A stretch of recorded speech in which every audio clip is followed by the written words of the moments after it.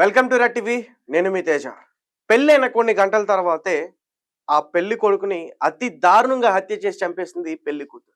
So recent గానే మనం చూసాం, ఉత్తరప్రదేశ్ లో పెళ్ళైన తర్వాత శోభనం గదిలో చంపేయడానికి ప్రయత్నించింది. పాపం అదృష్టం బాగుండి అతను తప్పించుకుని బయటపడ్డాడు. పెళ్లి రేపనగా ఒక రోజు ముందే ఆ పెళ్లి కుమార్తె ఆ పెళ్లి కొడుకును తన ప్రేమించిన ప్రియుడితో కలిసి దారుణంగా హత్య చేయించి నిర్మానుష్యమైన ప్రాంతానికి తీసుకెళ్లి అతని పైన పెట్రోల్ పేసి మొత్తం కూడా పూర్తిగా తగలబెట్టేశారు. ఇటువంటి ఘటన రీసెంట్ గానే జరిగింది. తాజాగా పెళ్ళైన కొన్ని గంటల్లోనే, అంటే నాకు తెలిసి ఒక ఒక 5-6 గంటలు అయి ఉంటదేమో, దాని తర్వాత ఇద్దరు స్నేహితులతో కలిసి ఆ మహిళ ఆ పెళ్లి కొడుకుని చాలా చాలా దారుణంగా హత్య చేసి చంపేసి. అసలు ఏం జరిగింది, ఈ పూర్తి విషయాలన్నీ కూడా నేను చెప్పే ప్రయత్నం చేస్తా.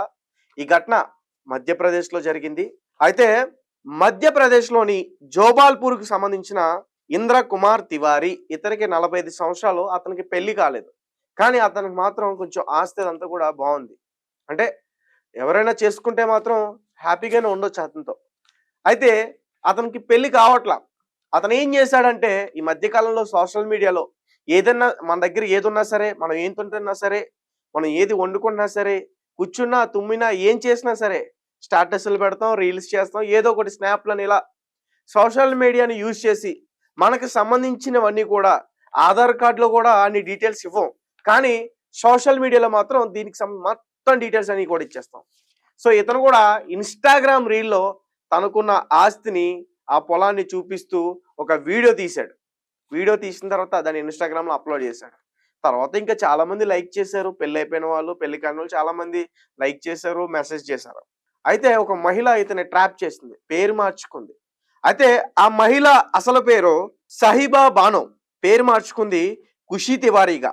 సో ఇన్స్టాగ్రామ్ లో పేరు మార్చుకుని నేను ఒక ఖుషీ తివారీని, మీరంటే నాకు ఇష్టం అని చెప్పి అతనికి మెసేజ్లు చేయడం, అతనికి దగ్గర అవడం, ఇవన్నీ కూడా చేసింది.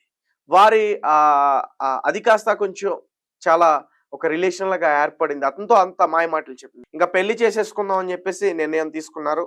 దాని తర్వాత తను ఉండే ప్రాంతానికి రావాలంటూ కూడా అతను పిలిచింది. పాపం అతను కూడా పెళ్లి కాలేదు, జీవితంలో పెళ్ళి అవుతుంది, చాలా హ్యాపీగా చాలా ఆనందంతో వెళ్ళాడు. పాపం అతను కూడా గోరఖ్పూర్కి రమ్మంది, అక్కడికి వెళ్ళారు. వెళ్ళిన తర్వాత మ్యారేజ్ అయింది. మ్యారేజ్ అయిన కొన్ని గంటల్లో మొత్తం తన స్నేహితుల్ని పిలిచి ఒక కత్తితో పొడిచి చంపేశారు. అంటే యాక్చువల్గా ఈ ఘటన అంతా కూడా ఎలా బయటపడిందంటే, ఈ ఘటన జరిగిన తర్వాత ఒక కాలువలోకి తీసుకెళ్లి మృతదేహాన్ని పడేశారు.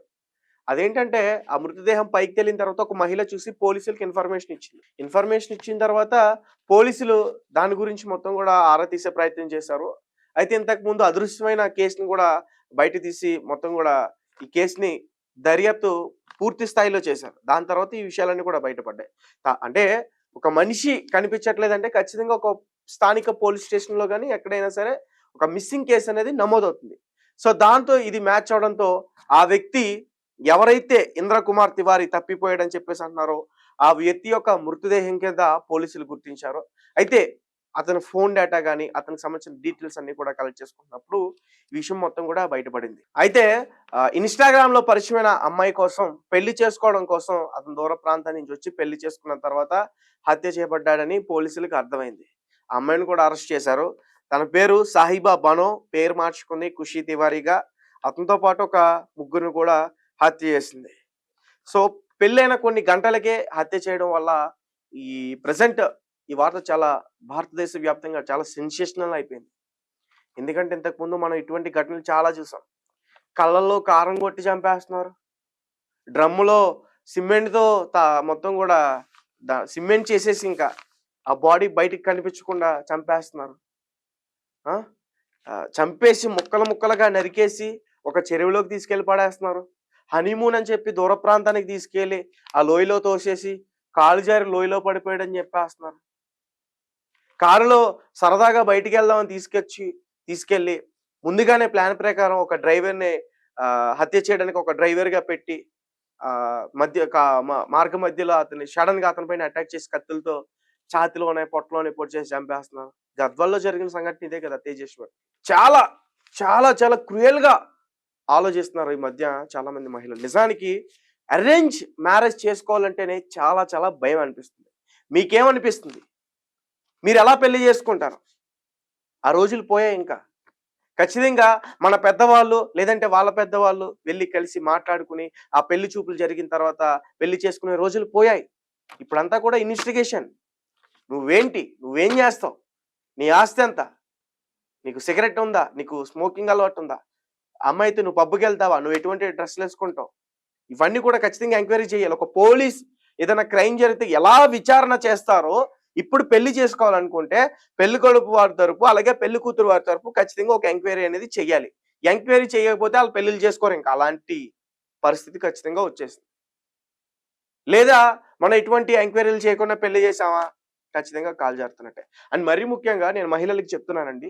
మీ ఎవరికైనా సరే పెళ్లి ఇష్టం లేకపోతే మీ ఇంట్లో వాళ్ళకి చెప్పండి. అంటే చాలా మంది మహిళలు ఏం చేస్తారంటే, ఇష్టం లేదన్నా సరే వాళ్ళ తల్లిదండ్రులు బలవంతంగా పెళ్లి చేస్తున్నారని చెప్పేసి, ముఖ్యంగా చాలా మంది తల్లిదండ్రులు కూడా, వారు కూడా ఖచ్చితంగా వీరు వినాలి. మీరు కూడా ఇష్టం లేని పెళ్లిలు చేయొద్దు దయచేసి ఆ మహిళలకి, ఆ అమ్మాయిలకి. మేము సూసైడ్ చేసుకుంటా ఉన్నాం, మేము ఆత్మహత్య చేసుకుంటా ఉన్నాం, విషం తాగేస్తాం నువ్వు పెళ్లి చేసుకోకపోతే మేము చూపించిన అబ్బాయిని అంటూ కూడా వాళ్ళని బెదిరించొద్దు. మీరు అలా బెదిరిస్తుంటే పెళ్ళైన మరుసటి రోజులు ఏం జరుగుతున్నాయి? అటు మీరు బాధపడాలి, ఇటు వాళ్ళు బాధపడాలి. వాళ్ళు కొడుకుని కోల్పోతున్నారు గదా! ఇటు చూస్తే మీరు కూతుర్ని కోల్పోతున్నారు కదా! దాని నుంచి తప్పించుకోవడం కోసం, తన శరీరం పైన చెయ్య పడకుండడం కోసం వాళ్ళని హత్య చేస్తున్నారు. హత్య చేసిన తర్వాత తను సంతోషంగా జీవిస్తుందా? జైలు పాలవుతుంది. కాబట్టి ఇటు తల్లిదండ్రులు కూడా ఖచ్చితంగా అర్థం చేసుకోవాలి.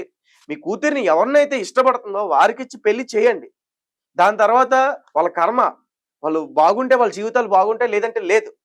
అంతేగాని ఈ జరుగుతున్న సిట్యుయేషన్స్ అన్నీ కూడా ఈ వేరే వాళ్ళతో ఎఫైర్ పెట్టుకున్న విషయాలన్నీ కూడా చేసుకునే అబ్బాయి దగ్గర దాచిపెట్టేసి బలవంతంగా పెళ్లి చేస్తుంటే పాపం అమాయక జీవితాలు చాలా బలైపోతున్నాయి.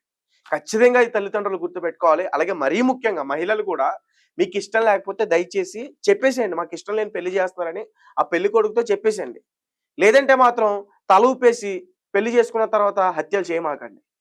సో అలాంటి సిట్యుయేషన్స్ అన్ని కూడా ఇప్పుడు బయట చాలా ఎక్కువైపోతున్నాయి.